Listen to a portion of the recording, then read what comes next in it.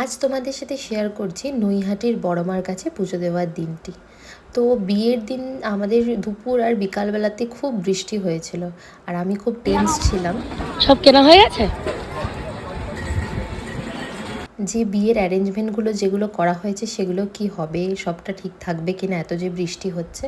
তো তখন আমাকে আমার মেকআপ আর্টিস্টেরই যে অ্যাসিস্ট্যান্ট ছিল সে বললো, তুমি বড় মাকে ডাকো, দেখবে সব ঠিক হয়ে যাবে। তো আমি সাডেনলি মাকে ডাকতে শুরু করলাম আর বলেছিলাম যে যদি বৃষ্টি কমে যায় মা, তোমার কাছে গিয়ে পুজো দিয়ে আসবো, রাতে যদি বৃষ্টি না হয়। আর রীতিমতন ফোরকাস্ট থাকা সত্ত্বেও কিন্তু বৃষ্টি হয়নি। আর আমরা ফোরকাস্টে বারবার দেখছিলাম যে 7টা থেকে 9টা অবধি টানা বৃষ্টি আছে, বাট সবার আশীর্বাদে, ঠাকুরের আশীর্বাদে বৃষ্টি হয়নি। বিয়েটাও ভালোভাবে সম্পন্ন হয়েছে। আর এখানে দেখো আমরা খুব ভালোভাবে মায়ের দর্শন করেছি, খুব ভালোভাবে পুজোও দিতে পেরেছি। সবার কাছ থেকে ডালা নিয়ে পুজো দেওয়া হয়। অ্যারেঞ্জমেন্ট এদের এখানে খুবই ভালো, মানে এদের মানে ম্যানেজমেন্ট সিস্টেম খুব ভালো অ্যাকচুয়ালি। আর আসার সময় আমরা একটু খাওয়া দাওয়াও করে নিয়েছিলাম।